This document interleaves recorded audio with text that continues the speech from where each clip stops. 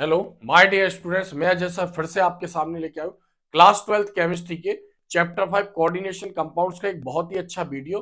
आज हम पढ़ने वाले हैं बहुत ही इंपॉर्टेंट क्वेश्चन जो 2005 से लेकर 2024 तक एग्जाम में पूछे गए, या हम ये कह सकते हैं कि बार बार इन्हीं में से एग्जाम में पूछा जाता है। और ये वीडियो स्पेशल एमपी बोर्ड के स्टूडेंट्स के लिए है, लेकिन अदर बोर्ड में अगर देखें तो ज्यादातर यही इंपॉर्टेंट क्वेश्चन होते हैं।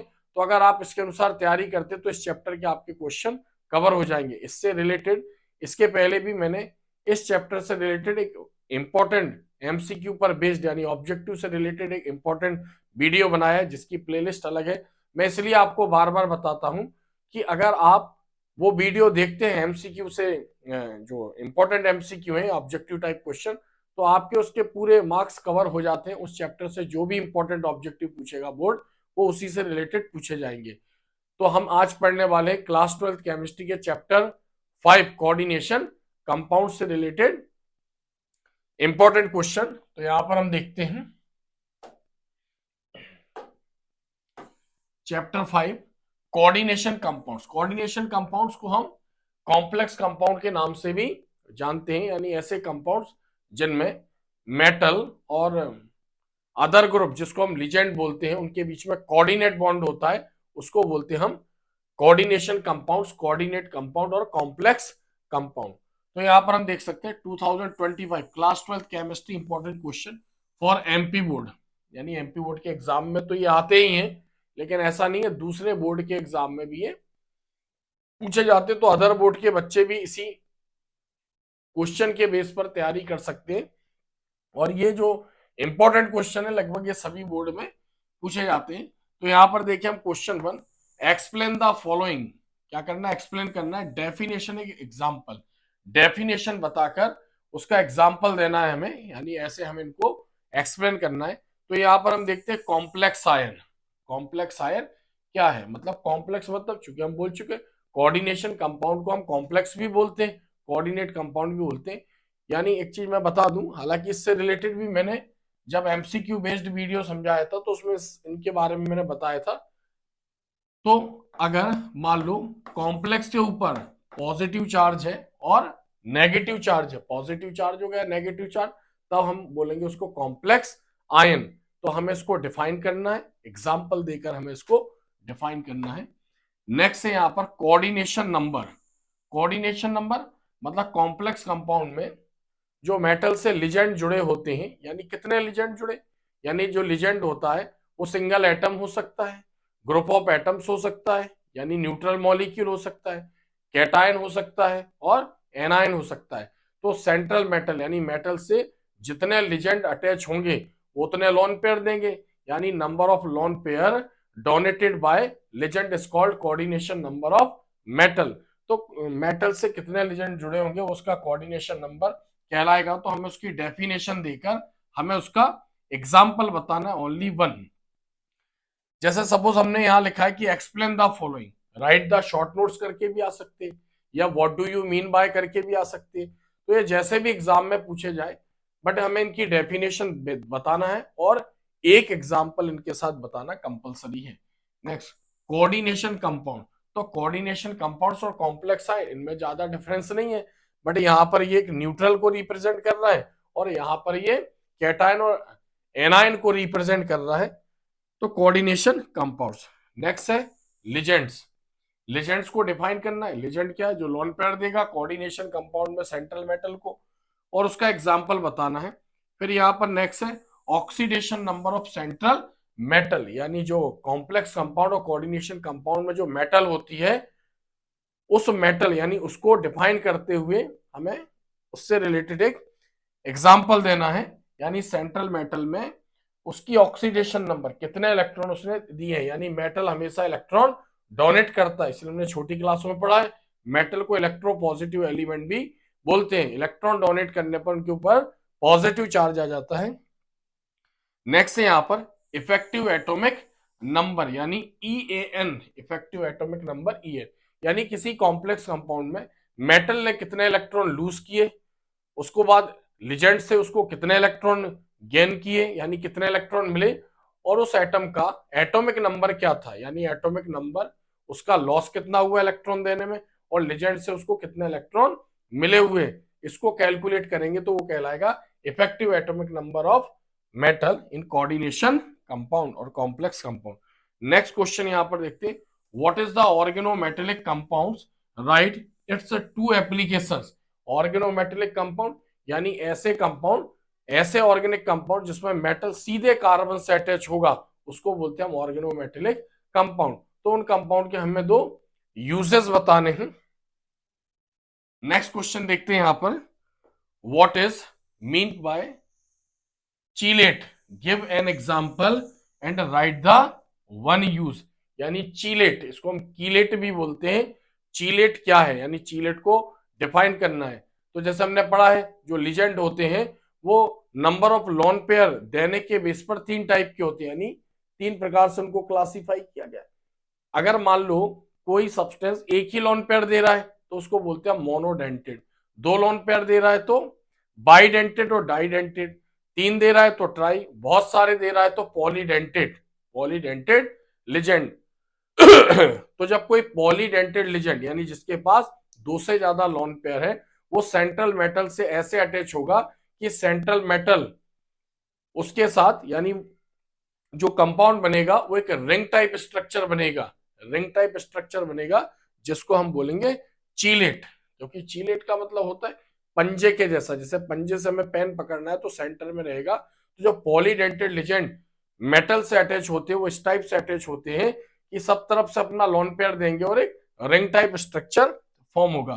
तो हमें क्या बताना है, उसका एक एग्जाम्पल बताना है और एक यूज बताना है कि उसका यूज क्या है। ये तो जनरली मैं आपको समझा रहा हूं, कोई मतलब मैं केवल एक एज ए गाइडनर आपको बता रहा हूं कि ऐसा ऐसा हमें इसमें लिखना है, और बाकी आप अपने हिसाब से इसको एक परफेक्ट डेफिनेशन और परफेक्ट एग्जाम्पल के साथ आप इसको तैयारी करें और वैसा ही आपको एग्जाम में लिखना है। मैं एज ए गाइडलाइन आपको ये बता रहा हूं कि आपको क्या क्या इसमें लिखना है, और इंपॉर्टेंट क्वेश्चंस हैं तो मेरा पर्पस है कि इंपॉर्टेंट क्वेश्चन आपको पता होना चाहिए। Next fourth, explain Werner's coordination principle और थ्योरी। यानी कोऑर्डिनेशन कंपाउंड्स में जो बॉन्डिंग है उसको बताने वाले सबसे पहले साइंटिस्ट अल्फ्रेड बर्नर रहे। यानी उन्होंने बताया है कि जो मेटल है वो किस प्रकार की वैलेंसी शो करता है, प्राइमरी वैलेंसी, सेकेंडरी वैलेंसी। अगर मेटल कॉम्प्लेक्स में इलेक्ट्रॉन देता है तो प्राइमरी वैलेंसी, लेजेंड से लॉन पेयर मिलते हैं तो secondary valency, primary valency ionic bond है, सेकेंडरी वैलेंसी कोऑर्डिनेट बॉन्ड है। ऐसे अल्फ्रेड बर्नर ने यानी मेटल की लेजेंड के साथ जो वैलेंसीज है उसको डिफाइन किया था। नेक्स्ट आगे हम देखते हैं,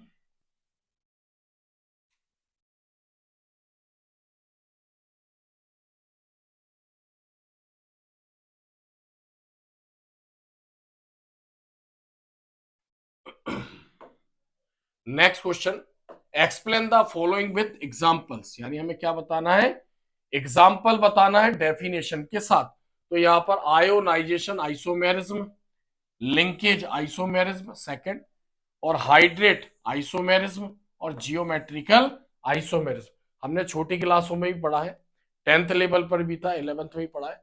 आइसोमेरिज्म ऐसे कंपाउंड जिनके मॉलिक्यूलर स्ट्रक्चर एक जैसे होते हैं बट उनके जो फॉर्मूले हैं वो डिफरेंट टाइप के शो करते हैं, इसको बोलते हैं हम isomers to each other and the phenomena is called isomerism. तो हमें कोऑर्डिनेशन कंपाउंड में ये आइसोमेरिज्म बतानी, आयोनाइजेशन, लिंकेज, हाइड्रेट और जियोमेट्रिकल आइसोमेरिज्म। तो शॉर्ट में मैं बता देता हूं कि आयोनाइजेशन आइसोमेरिज्म मतलब ऐसे कोऑर्डिनेशन कंपाउंड जिनके फॉर्मूले तो सेम होंगे लेकिन वो डिफरेंट टाइप के आयंस वाटर में लूज करेंगे। चूंकि डिफरेंट टाइप के आयन दे रहे हैं इसलिए उसको बोलेंगे हम ionisation isomers and the phenomena is called ionisation isomer. Linkage isomerism, ligand एक ही होगा लेकिन डोनर एटम से, अलग अलग डोनर एटम से सेंट्रल मेटल से अटैच होगा, उसको बोलेंगे हम बाइडेंटेड लिजेंड। और ये जिस कॉम्प्लेक्स में पाए जाते हैं जनरली उसमें वो लिंकेज आइसोमेरिज्म शो करते हैं। जैसे NO2 हो गया, NO2 नाइट्रोजन से भी अटैच हो सकता है और ऑक्सीजन के थ्रू भी अटैच हो सकता है। NO2 नाइट्रोजन के थ्रू अटैच होगा मेटल से तो नाइट्रो बोलेंगे, और ऑक्सीजन से अटैच होगा तो उसको नाइट्राइट कहेंगे हम। तो हमें इनकी डेफिनेशन के साथ इनके एग्जाम्पल्स बताने हैं। Write to difference between double salts and complex salts. Double salts और कॉम्प्लेक्स सॉल्ट दोनों को हम एडिशन सॉल्ट्स बोलते हैं या एडिशन कंपाउंड्स बोलते हैं।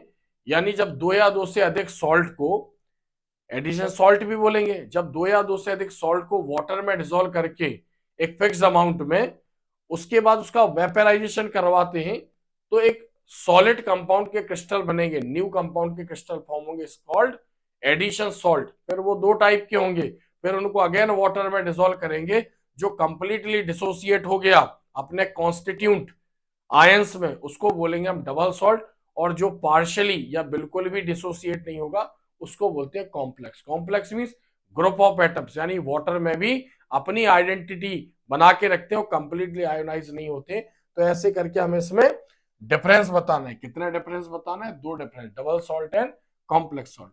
Next question, what are ferrocene and Zeise's salts explain with their structure.